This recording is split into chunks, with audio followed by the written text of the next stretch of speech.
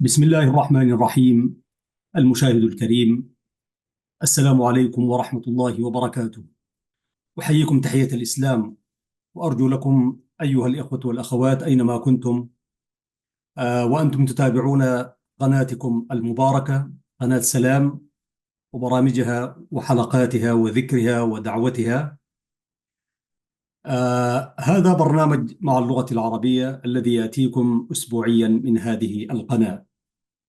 الحلقة 130 بعد حمده تعالى. ارتأيت أن أتحدث عن أشهر قصيدة تعرفها، منابر الشعر ومراكز البحث الأدبي ومضمار الأدب والشعر، هي لامية العرب. ولامية العرب لشاعرها الشنفرة هي من عيون الشعر العربي. وكانت العرب قديما يحفظون هذه القصيدة أبناءهم لأنها تحمل قيم، وتحمل مروءة، وتحمل صفات وأخلاقيات، حتى هي من الزمن الجاهلي، ولكن تحمل كثير من القيم الذي جاء بها الإسلام. وكذلك آه، تشحن الإنسان بعزة وبكرامة التي كرم الله بها الإنسان، ولقد كرمنا بني آدم وحملناهم في البر والبحر، الآية الكريمة يعني. وأنا عفوا نسيت أن أبدأ هذه الحلقة كما نبدأ دوما بقوله تعالى: لسان الذي يلحدون إليه أعجمي وهذا لسان عربي مبين. فلامية العرب، كانوا الناس يحفظون أبناءهم تلك القصيدة، و... ويقولون: من لم يحفظ شيئا من لامية العرب فليس في بين جنبيه شيئا من ذلك الأخلاق وتلك المروءة والقيم والنبل والمروءة والشهامة. فيها الكرم، وفيها الذود، وفيها العفة، وفيها كذلك الصبر، وفيها الاعتماد على الذات، وفيها الإباء، وفيها رفض الضيم. فيها كثير من القيم.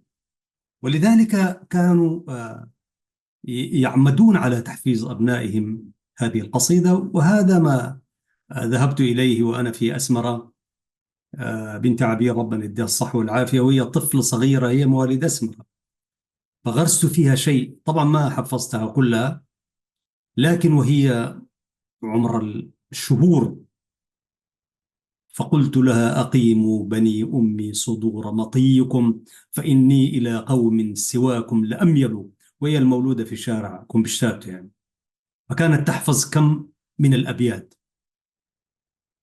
أريد أن أفصح لسانها يعني. وأتعجب كثيرا من شعراء في هذا الزمن لا يعرفون لامية العرب. وهناك لامية العجم للطغراء فيما أظن يعني: إذا المرء لم يدنس من اللؤم عرضه فكل رداء يرتديه جميل. أعتقد، وإن شاء الله نجي ونقرأ بلامية العجم. لكن لامية العرب هذه هي، يعني أنا أتعجب من شاعر مش يعرفها، مفروض يكون حافظ هذه اللامية، أو على الأقل يا أبيات منها. فما بالك العوام الذين لا يعرفون لامية العرب ولامية العجم.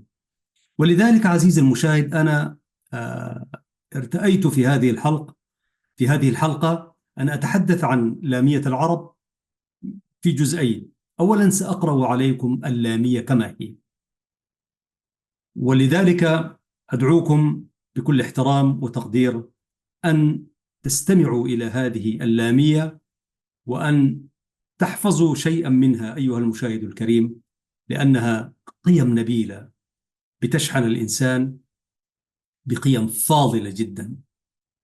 مع ذلك طبعا ما جاء به الإسلام، وهذه القناة نحن نقول عنها ونقول فيها حقيقة هي قناة مباركة، لأنها تدعو إلى القيم وتدعو إلى أشراف الأمور. أنا لن أتحدث عن يمكن قبل ما نجي نشرح في لامية العرب، يمكن أن نعرف بالشنفرة هو مين ومن أي قبيلة وما إلى ذلك. لكن الآن دعوني أقرأ اللامية، وهي من البحر الطويل. وكما قلت يعني الشعراء الكبار يعني يسوحون في أشعارهم على بحرين في الغالب، الطويل والكامل. وهذه بحور زي ما كان الأستاذ فراج كان يقول، دي بحور الشعراء الفحول يعني. فالشنفر شاعر فحل، لامية العرب. اللامية فيها 69 بيتا. يقول الشنفر: أقيموا بني أمي صدور مطيكم، فإني إلى قوم سواكم لأميل. أقيموا بني أمي صدور مطيكم، فإني إلى قوم سواكم لأميل. فقد حمت الحاجات والليل مقمر، وشدت لطيات مطايا وأرحل. وفي الأرض منأ للكريم عن الأذى، وفيها لمن خاف القلى متعزل. لعمرك ما بالأرض ضيق على امرئ سرى راغبا أو راهبا وهو يعقل. لعمرك ما بالأرض ضيق على امرئ سرى راغبا أو راهبا وهو يعقل. ولي دونكم أهلون سيد عملس وأرقط ذهلول وعرفاء جيأل. هم الأهل لا مستودع السر ذائع لديهم، ولا الجاني بما جر يخذل. هم الأهل لا مستودع السر ذائع لديهم، ولا الجاني بما جر يخذل. وكل أبي باسل غير أنني إذا عرضت أولو الطرائد أبسل. وإن مدت الأيدي إلى الزاد لم أكن، وإن مدت الأيدي إلى الزاد لم أكن بأعجلهم، إذ أجشع القوم أعجل. وما ذاك إلا بسطة عن تفضل عليهم، وكان الأفضل المتفضل. وإني كفاني فقد من ليس جازيا بحسنى، ولا في قربه متعلل. ثلاثة أصحاب: فؤاد مشيع، وأبيض إسليت، وصفراء عيطل. هتوف من الملس المتون تزينها رصائع قد نيطت إليها ومحمل. ثلاثة أصحاب: فؤاد مشيع، وأبيض إسليت، وصفراء عيطل. هتوف من الملس المتون تزينها رصائع قد نيطت إليها ومحمل. إذا زل عنها السهم حنت كأنها مرزأة عجلا ترن وتعول. وأغدو خميص البطن لا يستفزني إلى الزاد حرص أو فؤاد موكل. وأغدو خميص البطن لا يستفزني إلى الزاد حرص أو فؤاد موكل. ولست بمهياف يعشي سوامه مجدعة سقبانها وهي بهل. ولا جب إن أكهى مرب بعرسه يطالعها في شأنه كيف يفعل. ولا جب إن أكهى مرب بعرسه يطالعها في شأنه كيف يفعل. ولا خرق هيق كأن فؤاده يظل به المكاء يعلو ويسفل. ولا خالف دارية متغزل يروح ويغدو داهنا يتكحل. ولست بعل ولست بعل شره دون خيره. ألف إذا ما رعته اهتاج أعزل، ألف إذا ما رعته اهتاج أعزل، ولست بمحيار الظلام إذا انتحت هدى الهوجل العسيف يهماء.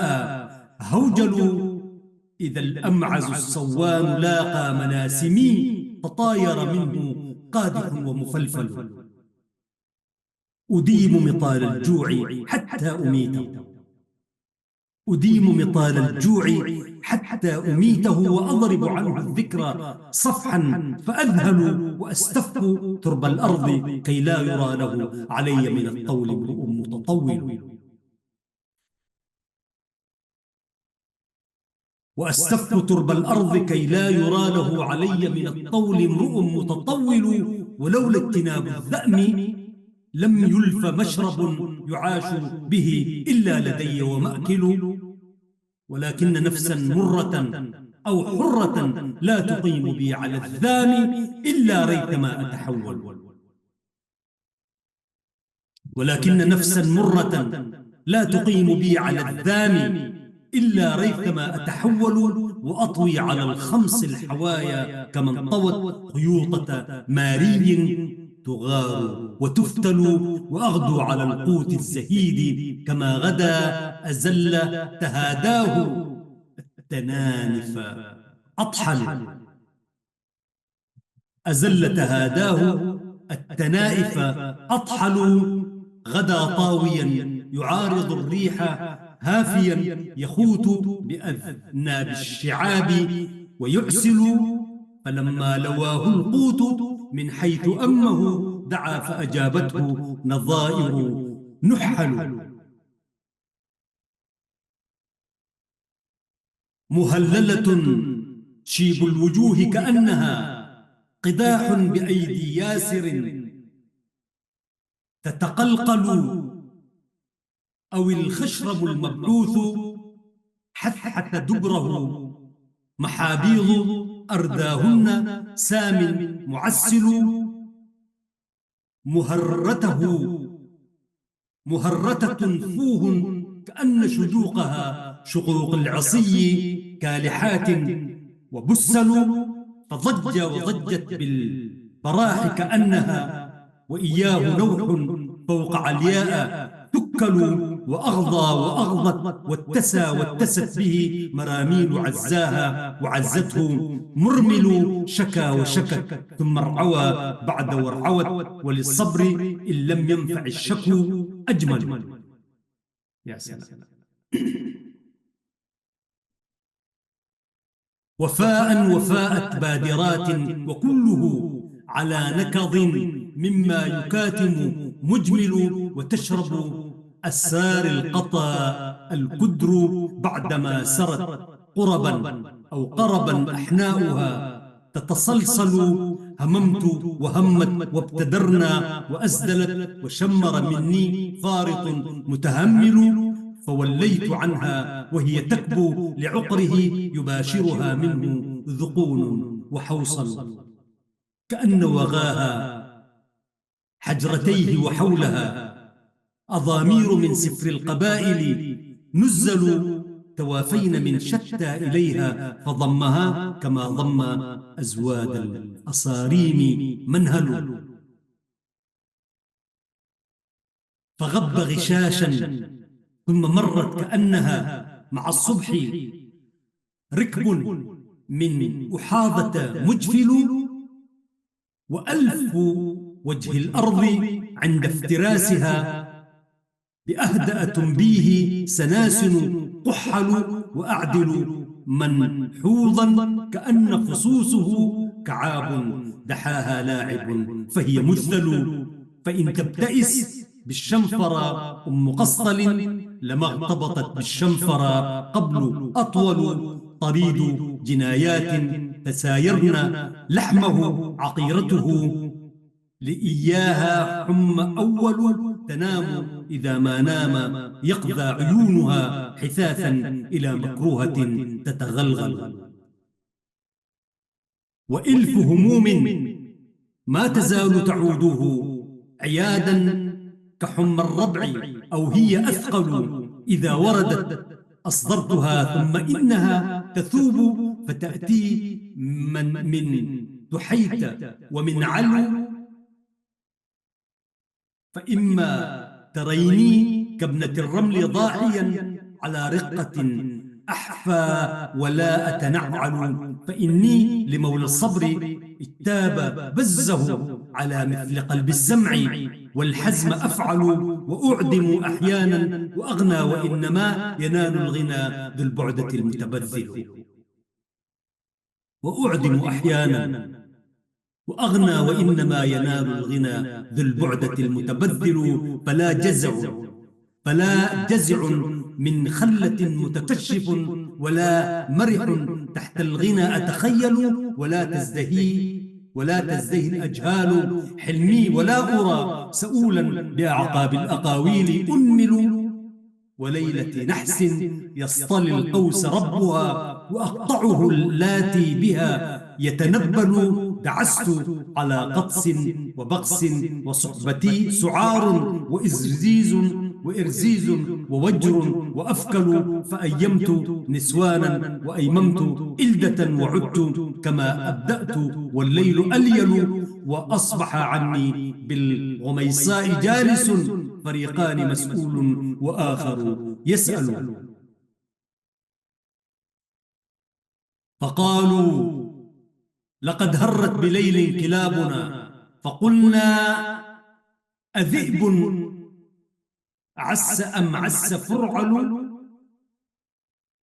فلم يكن إلا نبأة ثم هومت، فقلنا قطاة ربيع أم ريع أجدل، فإن يك من جن لأبرح طارقا، وإن يك إنسا ما كه الإنس تفعل، ويوم من الشعرى يذوب لعابه، أفاعيه في رمضائه تتململ، نصبت له وجهي ولكن دونه، ولا ستر إلا لأتحمل مرعل، وضاف إذا طارت له الريح طيرت، لبائد من أعطافها ما ترجل. بعيد بمس الدهن والفلي عهده، له عبس عاف من الغسل محول، وخرق كظهر الترس قفر قطعته بعاملتين، ظهره ليس يعمل، فألحقت أولاه بأخراه موفيا، على قنة أقعي مرارا، وأمثل ترود الأراوي الصم حولي، كأنها عذارى عليهن الملاء المذيل، ويركضن بالآصال حولي، كأنني من العصم أدفى ينتحي الكيح أعقل. هذه كانت لامية العرب، طبعا فيها كمية من المفردات والأخيلة والمعاني التي هي غريبة حتى لنا نحن، غريبة نحن الشعراء يعني. لكن هذه القيم وهذه الأمثولة الأخلاقية والجامعة، جامعة المروءة والشجاعة والنخوة والعفة والكرم والذود والترفع والإباء والعزة والمهابة، كل هذه مشحونة بها. وإذا ما قرأتها، وليس بالضرورة أن تقرأها وتفهمها مباشرة عزيزي المشاهد، ولكن أقرأها مرارا وتكرارا. فاصل قصير عزيزي المشاهد وعزيزتي المشاهدة، فنأتي إلى شرح لامية العرب كما شرحها الكتاب والشعراء والأدباء. هذه قناة سلام الإعلامية المباركة. فاصل وأعود إليكم أيها الإخوة والأخوات.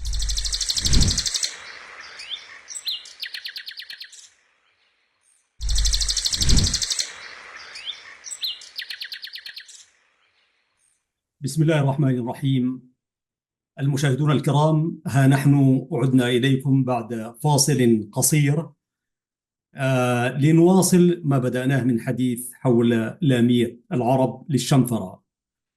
وكما وعدتكم مشاهدي الكرام، الآن نأتي لشرح بعض الأبيات. 69 بيتا، ربما شرحها قد لا يسعفنا به حلقة البرنامج أو زمن البرنامج وحلقتها يعني. فأولا مشاهدي الكرام، من هو ناظم القصيدة المعروف بالشنفرة؟ ناظم القصيدة هو عمرو بن مالك الأزدي المعروف بالشنفرة من قحطان، قبيلة قحطان، وهو شاعر جاهلي. كان من فتاك العرب وعدائيهم، وهو أحد الخلعاء الذين تبرأت منهم عشائرهم، لأنه برضو ما هي جاهلية يعني. قتله بنو سلامان، وقيست قفزاته ليلة مقتله، فكانت الواحدة منها قريبا من 20 خطوة.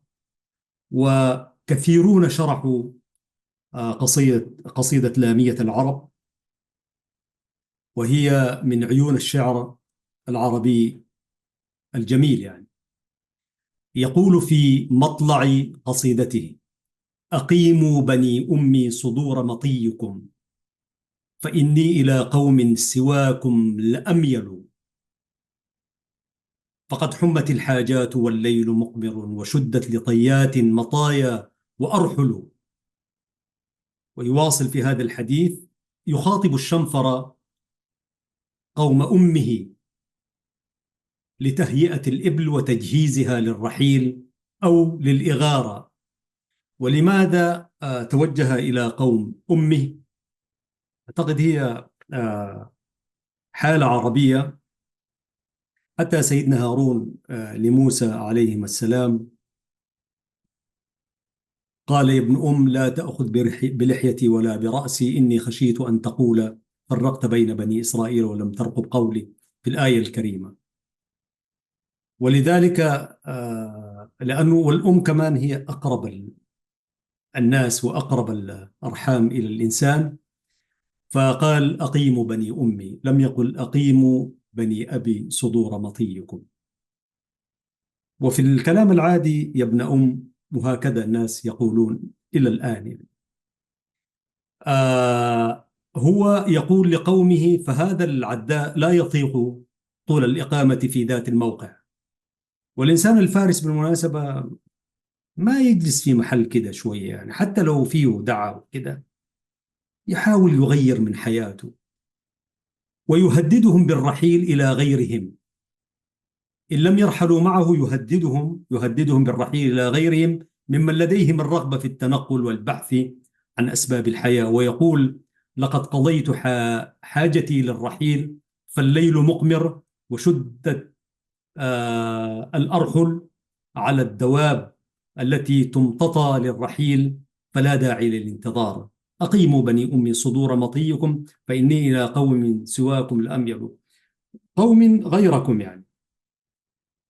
وبعدين في الأبيات الجميلة، ونحن ممكن نرجع برضو نشرح بعض الأبيات، ليس بعض الأبيات ولكن الكلمات التي وردت وجزء من معانيها.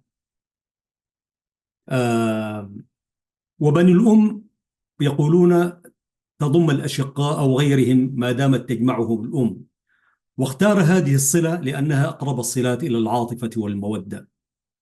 والمطي ما يمتطى من الحيوان، المقصود هنا الإبل، والمقصود بإقامة صدورها التهيؤ للرحيل، يعني يجهزوها. والشاعر يريد استعدادهم للرحيل، هو عنهم لرحيلهم هم. وربما أشار بقوله هذا إلى أنهم لا مقام لهم بعد رحيله، فمن الخير لهم أن يرحلوا. ويقول: فقد حمت الحاجات. حمت بمعنى قدرت ودبرت، والطيات جمع الطية وهي الحاجة. وقيل الجهة التي يقصد إليها المسافر. وتقول العرب: مضى فلان لطيته، أي لنيته التي انتواها. والأرحل جمع الرحل، وهو ما يوضع على ظهر البعير. وقوله والليل مقمر كناية عن تفكيره بالرحيل في هدوء، أو أنه أمر لا يراد إخفاؤه. ومعنى البيت لقد قدر رحيلي عنكم فلا مفر فتتهيأوا له. بعد ذلك من الآيات الجميلة: وفي الأرض منأى للكريم عن الأذى. في البيت: وفي الأرض منأى للكريم عن الأذى، وفيها لمن خاف القلى متعلل. البيت رقم نعم، أعتقد البيت وفي الأرض منأى للكريم عن الأذى عموما، وفيها لمن خاف القلى متعلل. يقول المنأى المكان البعيد، نأى فلان يعني ذهب بعيدا. القلى البغض والكراهية، والمتعزل المكان لمن يعتزل الناس. والبيت فيه حكمة طبعا، ومعناها أن الكريم يستطيع أن يتجنب الذل فيهاجر إلى مكان بعيدا عمن ينتظر منه الذل فعلا. وفي الأرض منأى للكريم عن الأذى، وفيها لمن خاف القلى متعذل. كما أن اعتزال الناس أفضل من احتمال أذيتهم. بعد ذلك يقول لعمرك ما في الأرض ضيق على امرئ سرى راغبا أو راهبا وهو يعقل. لعمرك قسم بالعمر أو بالعمر، سرى مشى بالليل. سبحان الذي أسرى بعبده. راغبا صاحب رغبة، راهبا صاحب رهبة، راغبا أو راهبا. والبيت تأكيد للبيت السابق، ومعناه أن الأرض واسعة سواء لصاحب الحاجات والآمال أم للخائف. ألم تكن أرض الله واسعة فتهاجروا فيها، كما ورد في القرآن الكريم.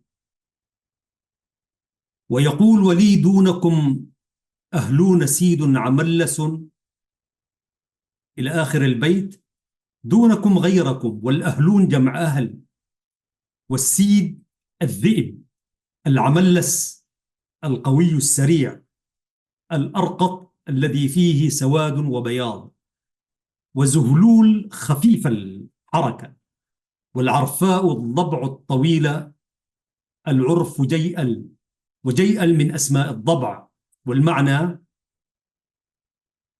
أن الشاعر اختار مجتمعا غير مجتمع أهله كله من الوحوش، وهذا هو اختيار الصعاليك في ذلك الزمن. لمن يقول لهم ولي دونكم أهلون في البيت رقم خامس، الرقم الخامس يعني: ولي دونكم أهلون سيد عملس وأرقط زهلول وعرفاء جيئل هم الأهل لا مستودع السر دائع لديهم ولا الجانب ما جر يخذل. يعني فعلا هذه حيوانات مستودع السر عندها موجود، يعني لا تذيع سرا أبدا. في هذا العصر تقول بيني وبينك وتلا الخبر يعني نقل في الأمصار والمدن يعني. فيقول لهم ولي دونكم أهلون سيد عملس وأرقط ذهلول وعرفاء جيئل هم الأهل لا مستودع السر دائع لديهم ولا الجاني بما جر يخذل. حتى الإنسان لو غلط لا يجر إلى المهالك، فأولئك حتى لو غلطت فيهم لا يخذلونك يعني. وكل أبي باسل غير أنني إذا عرضت أولي الطرائد أبسل. في معاني بعض الكلمات التي وردت هنا يقول: أولا البيت السادس: هم الأهل، أي الوحوش هم الأهل. فقد عامل الشاعر الوحوش معاملة العقلاء. وأحيانا والله ترى في الحيوانات معاملات أفضل من البشر يعني، لكن هو الإنسان الذي كرمه الله أيضا، وهو جائز. وقوله هم الأهل بتعريف المسند فيه، وكأنه قال هم الأهل الحقيقيون لا أنتم، والباء فيه بما للسببية، والجاني المقترف الجناية أي الذنب. جر جنى يخذل يتخلى عن نصرته. والشاعر في هذا البيت يقارن بين مجتمع أهله ومجتمع الوحوش، فيفضل هذا على ذاك، وذلك أن مجتمع الوحوش لا يفشي الأسرار ولا يخذل بعضه بعضا بخلاف مجتمع أهله.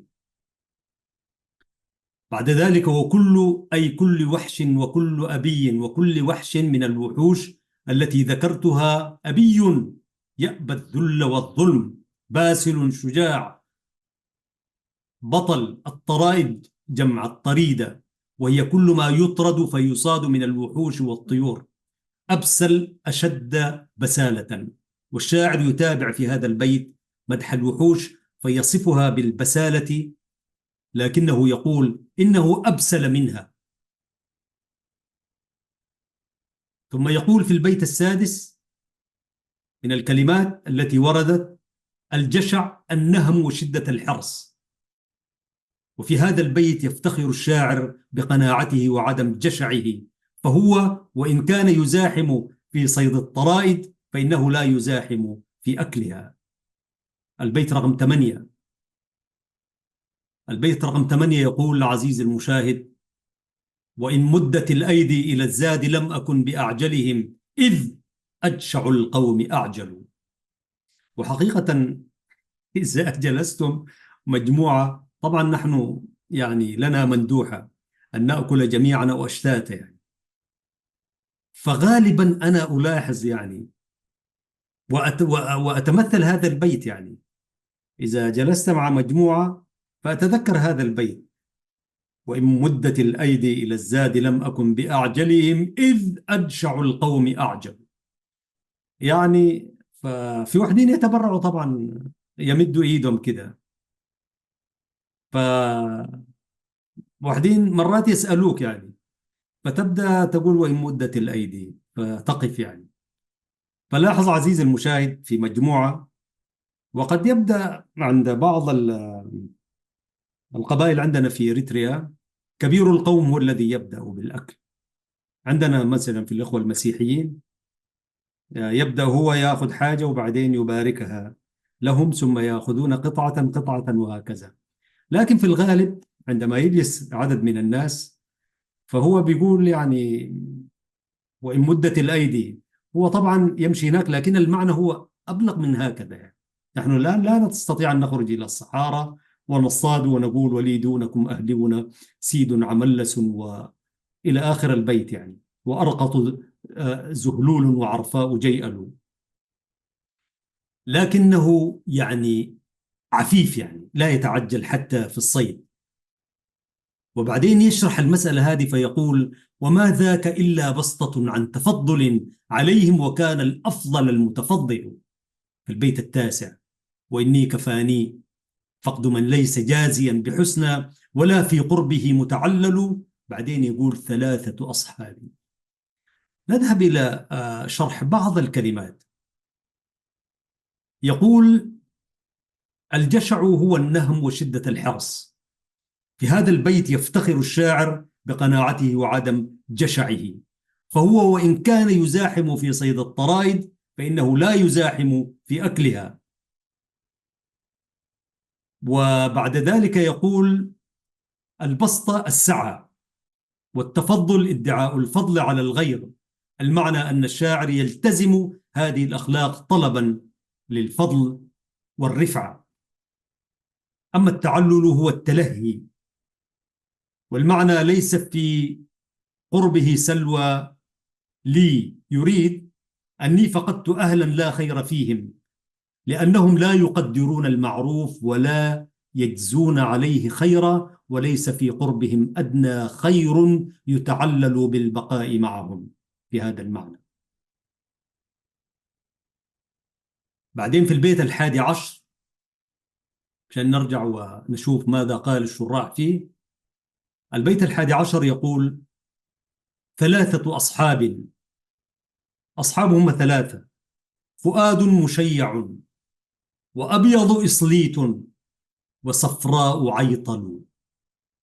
وهذا هو القلب، يعني هنا يعني به القلب. يقول: المشيع الشجاع كأنه في شيعة كبيرة من الناس، والإصليت هو السيف المجرد من غمده، الخارج من غمده، والصفراء القوس في من شجر النبع، والعيطل الطويلة. والمعنى أن عزاء الشاعر عن فقد أهله ثلاثة أشياء، يعني يترك أهله ل... لهذه الثلاثة الأشياء: قلب قوي شجاع، فؤاد مشيع، وسيف أبيض صارم مسلول، وقوس طويلة العنق. خلاص، ده أسلحة الدمار الشامل بالنسبة لي.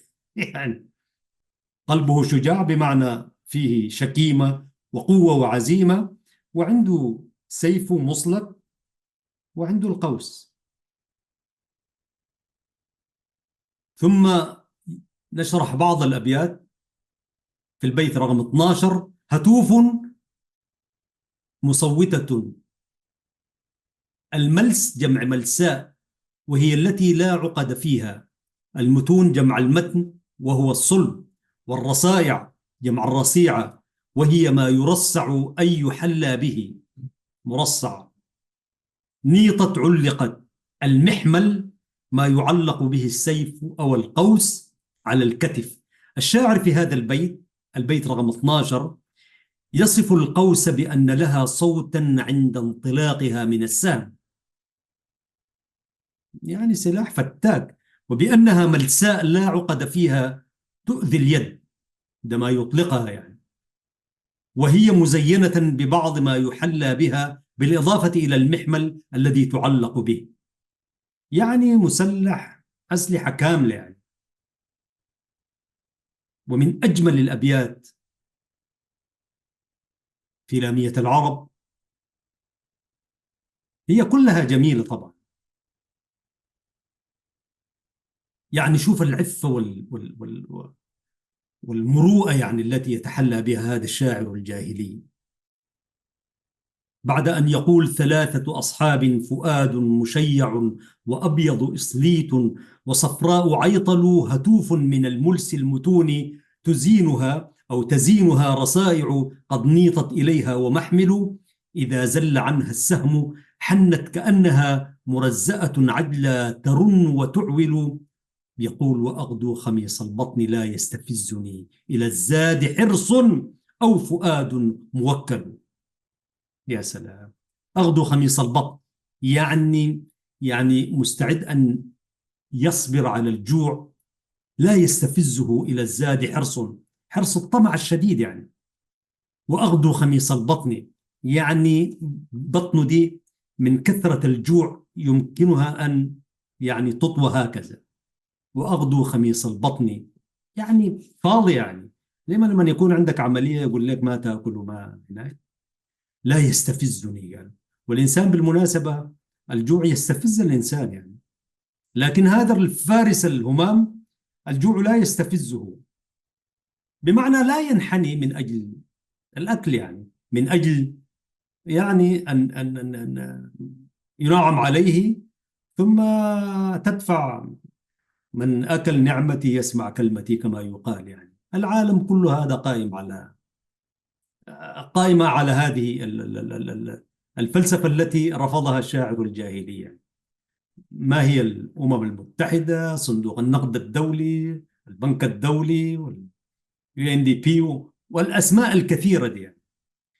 بيقول: وأغدو خميص البطن لا يستفزني إلى الزاد حرص أو فؤاد موكل، ولست بمهياف يعشي سوامه مجدعة سقبانها وهي بهل. حتى لما يعشي يعني ما يتعشى بالحاجات الصغيرة يعني. في البيت رقم 15: ولست بمهياف. خلونا نشوف البيت رقم 15، شرح بعض الكلمات. المهياف الذي يبعد بإبله طلبا للمرعى على غير علم، فيعطش السوام. أو فيعطش. أما السوام الماشية التي ترعى مجدعة سيئة الغذاء، يعني حتى لما يغذي آه يعني الماشية يغذيها من الأشياء برضو اللي فيها الدسمة يعني. أو المعنى الآخر يعني حتى هو لما يصطاد ما يصطاد الهزيلة النحيلة المرضانة المكركبة يعني. مجدعة سيئة الغذاء. الثقبان جمع ثقب وهو ولد الناقة الذكر. والبهل جمع باهل، وباهلة وهي التي لا صرار عليها. والصرار ما يسر به ضرع الناقة لئلا ترضع، يعني حتى ما عندهاش الشيء الشطر يعني مثلا. وطبعا لما تكون مبترزة وسمينة وبتاع بيكون نازل وكده بتاع، لكن ما عنده دي ما يكون مرفوع ما فيها يعني. يقول: لست كالراعي الأحمق الذي لا يحسن تقضية سواني، فيعود بها عشاء وأولادها جائعة رغم أنها مسرورة. يعني وجوع أولادها كناية عن جوعها هي، لأنها من جوعها لا لبن لها فيتغذى أولادها منه، يعني عدم في عدم. ثم يأتي ويقول: ولا جب إن أكهى، يعني هو ينفي عن نفسه تلك الخصال. يعني إن مدت الأيدي إلى الزاد لم أكن بأعجلهم، إذا مدت الأيدي لا يتعجل عشان ما يأخذ، أو وحتى لو طرد وصيد وكده بتاعه هو يصيد لكن لا يتعجل في أكلها. شوف الترفع ده كيف. وما ذاك إلا بسطة عن تفضل كما شرح. ثم يقول: ثلاثة أصحاب، ويصف الأسلحة التي يستخدمها: الهتوف والرصايع والسهم والإصليت وما إلى ذلك. وينفي أنه هو لا يستسلم لبطنه، كثيرون يستسلمون لبطونهم، وهو ليس بمهياف يعشي سوامه. هنا يقول، هنا يأتي فيؤكد شجاعته: ولا جب إن أكهى مرب بعرسه يطالعها في شأنه كيف يفعل. الجب هو الجبان. يقول: ولا جب إن أكهى. الجب الجبان، والأكهى الكدر الأخلاق الذي لا خير فيه. الأكهى. والبليد مرب مقيم، يعني بيقول مش فلان تربى ومقيم، جاي من التربية من هنا يعني. ملازم عرسه زوجته، يعني قاعد معاه طوالي. وملازم الزوج يدل على الكسل والانصراف عن الكسب والتماس الرزق، يعني هو رجل مكافح ما زولا جلاس بيوت يعني. في هذا البيت ينفي الشاعر عن نفسه الجبن وسوء الخلق والكسل، كما ينفي أن يكون منعدم الرأي. رأيه وشخصيته قوية فيعتمد على رأي زوجه ومشورتها في كل شيء. والخرق ذو الوحشة من الخوف أو الحياء، والمراد هنا الخوف والهيق الظليم، ذكر النعام. ويعرف بشدة نفوره وخوفه. والمكاء ضرب من الطيور، والمعنى: لست ممن يخاف فيقلقل فؤاده ويصبح كأنه معلق في طائر يعلو به وينخفض. هو البيتان 16 و17. أقرأه عليكم مرة ثانية. يقول: ولا جب إن أكهى مرب بعرسه يطالعها في شأنه كيف يفعل. ولا خرق هيق كأن فؤاده يظل به المكاء يعلو ويسفل. ولا خالف دراية متعزل يروح ويغدو داهنا يتكحل، يعني ما زال كريمات ومسوحات يعني خشوشنوا، فإن النعمة لا تدوم يعني. رجل رجل يعني. ولست بعل شره دون خيره ألف إذا ما رعته اهتاج أعزل ولست بمحيار الظلام إذا انتحت هدى الهوجل العسيف يهماء هوجل. نشرح بعض الكلمات كما شرحها الشراح. الخالف الذي لا خير فيه، يقال فلان خالف، أي خالف أهله إذا لم يكن عنده خير. والداري والدارية المقيم في داره لا يبرحها. من الدار يعني جليس الدار. المتعزل المتفرغ لمغازلة النساء. يروح يسير في الرواح وهو اسم للوقت من زوال الشمس إلى الليل. يغدو يسير في الغداء وهو الوقت من الصباح إلى الظهر. والداهن الذي يتزين بدهن نفسه، يتكحل يضع الكحل على عينيه دوما يعني. والكحل مش عيب يعني، لكن هو كناية عن أنه لا، هذول يعني ما منعم كثير يعني يهتم كما تهتم المرأة بنفسها وهكذا. المعنى أن الشاعر ينفي عن نفسه الكسل ومغازلة النساء والتشبه بهن في التزين والتكحل، وهو يثبت لنفسه ضمنا الرجولة والخشونة.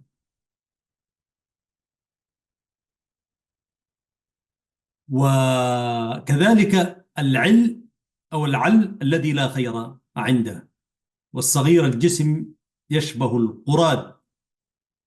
أما المحيار فهو المتحير، محيار على وزن مفعال. انتحت قصدت واعترضت. الهدى الهداية، والمقصود هداية الطريق إلى الصحراء.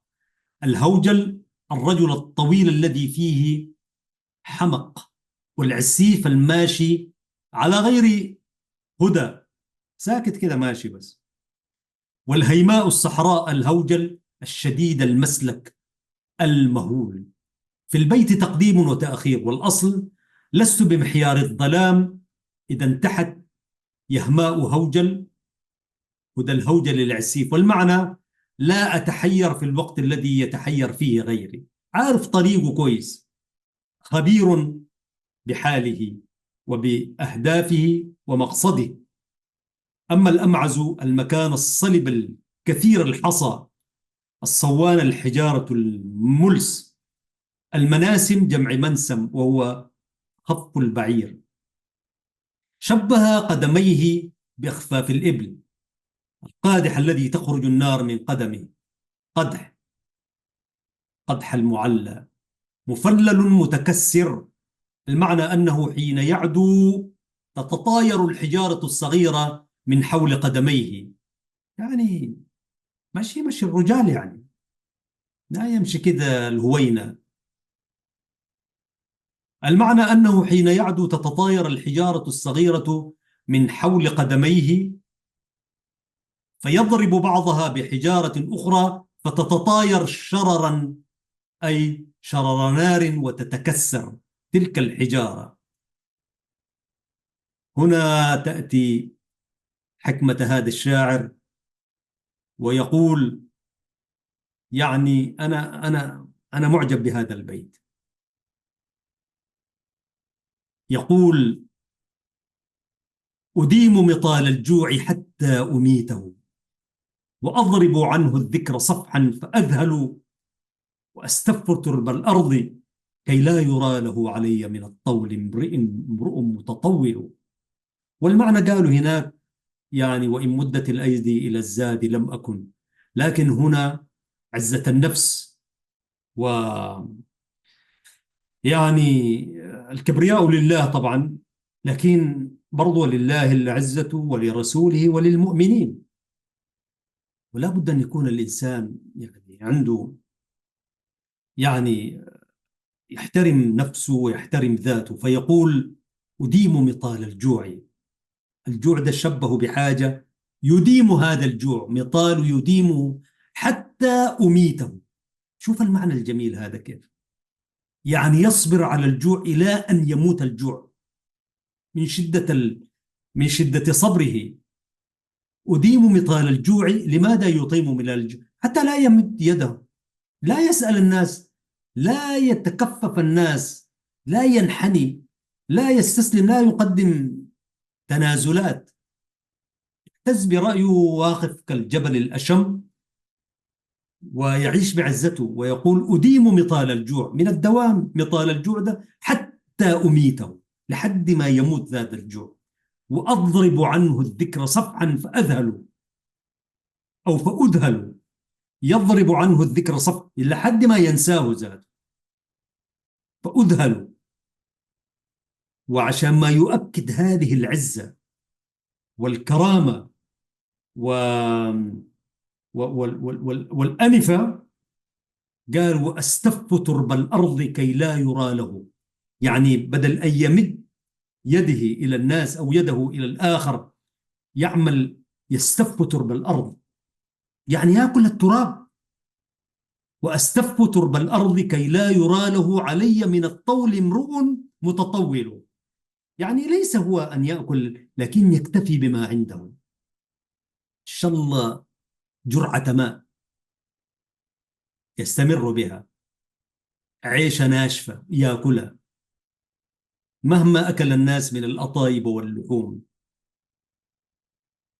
يستف تربة الأرض هو رمز إنه يكتفي بما عنده، إن شاء الله حبة فولة يعني، ولا يسأل الناس. لماذا؟ كي لا يرى له علي من الطور امرؤ متطول، ومن الطول امرؤ متطول، وعشان ما يقول لا فاكر عملنا لك شنو زمان، عامل لنا فيها حركات هسي كده وهكذا، ما نحن زمانك يا عملنا وبتاع. شوف القيمة الأخلاقية، والقيمة الأدبية، والقيمة الإنسانية، والقيمة الرفيعة من القيم يعني. وهذا ما أمرنا به الدين يعني. خير لك من أن تحتطب، خير لك من أن تعمل، أن تمد يدك إلى الناس منعوك أو أعطوك يعني. قيم كثيرة موجودة في هذا الشعر الجاهلي جاء بها الإسلام، والحمد لله. ويقول ليس ضعفا مني، يعني إنه ما أنا ما قادر أعمل وما قادر أشيل بتاع. يشرحها في البيت رقم 24 فيقول ولولا اجتناب الذأم لم يلف مشرب يعاش به إلا لدي ومأكل. لولا أنني أتجنب الذم والكلام الما كويس، ويصفوني بأني ظالم وبتاع، قال لم يلف مشرب. لولا أنني أتجمل، يعني في حول في هذه الدنيا كلها، ما دنياه هي صحراء يعني، والقرية والغابة التي أو القرية التي يعيش فيها. قال ولولا اجتناب الذأم لم يلف مشرب يعاش به إلا لدي ومأكله. لا أكل لا شرب، المعيشة ذات من أكل وشرب وأي حاجة والله ما كان يوجد لدى شخص آخر إلا يا. كل ده كان أنا كان ممكن أخليه عندي، أنا عندي، والناس ممكن يجوا يتكففوا ويطلبوا ويعني يستجوا ويستعطفوا ما إلى ذلك، ولولا اجتناب الذنب. شوف هو برضو رجل عنده يعني يبعد عن الضيم والظلم والتعسف على الآخر. ولولا اجتناب الذأم لم يلف مشرب. والذأم أعتقد هي الذم. خلونا نشوف برضو معنى الذأم، أنا هكذا فهمي لها. البيت 24 يقول الذأم والذام العيب الذي يذم به، نعم هو المعنى. يقول ولولا اجتناب الذأم أو الذم لم يلف مشرب يعاش به إلا لدي ومأكل، ولكن نفسا مرة لا تقيم بي على الذأم إلا ريثما أتحول. برضو رجع لإنسانيته لنفسيته، يعني ما هو بشر. ولكن نفسا حرة أو مرة لا تقيم بي. أحيانا يضطر أن يعني يأسف ويطلع من إنسانيته ويأخذ شيء، لكن نفسا مرة لا تقيم بي، لا يقيم على هذا الذام، على هذا العمل فيه عيب، إلا ريثما أتحول، بس لحد ما يقضي حاجته كده ويرجع لإنسانيته ويرجع إلى يعني يعبر. يعني هو لو وقف ولو لم يقل هذا البيت ولكن نفسا حرة أو مرة لا تقيم بي على الظلام إلا ريثما أتحول. يعني ممكن تقول هذا الشاعر يبالغ شوي يعني، لكنه نفس بشرية تنكفئ ثم تعود إلى رشدها، آه، تغوى ثم تعود، وتاني يرجع وأطوي على الخمس الحوايا كمن طوت خيوطة ماري تغار وتفتل، وأغدو على القوت الزهيد كما غدا أزل تهاداه التنائف أطحل. نشرح بعض الكلمات، أعتقد أنه ما عندنا زمن كثير، وأنا الحمد لله يعني اليوم سعيد أنه دخلنا في لامية الشنفرة، وكثيرا ما كنت أشير إليها. يقول الخمس الجوع، والخمس الضمر، الحوايا جمع الحوية وهي الأمعاء أو الحوايا أو ما اختلط بعظم في الآية القرآنية. الخيوط الخيوط، ماري فاتل، وقيل اسم رجل اشتهر بصناعة الحبال وفتلها، تغار يحكم فتلها، والمعنى أطوي أمعائي على الجوع فتصبح لخلوها من الطعام يابسة ينطوي بعضها على بعض كأنها حبال أتقن فتلها. يا جماعة كلام جميل والله. أغدو أذهب في الغداء، وهي الوقت بين شروق الشمس والظهر، القوت الطعام الزهيد القليل، الأزل صفة للذئب القليل اللحم، الأزل. تهاداه تتناقله وتتداوله. التنائف الأرضون، واحدتها تنوفة، وقيل هي المفازة في الصحراء. والأطحل الذي في لونه قدرة. يشبه الشاعر نفسه بذئب نحيل الجسم جائع يتنقل بين الفلوات بحثا عن الطعام. والفرسان أصلا ما بتلقى ليك فارس ولا تلقى ليك زول له عزة وهيبة ومهانة وكرامة وأنفة وكذا، تلاقيه دائما يعني نحيل يعني.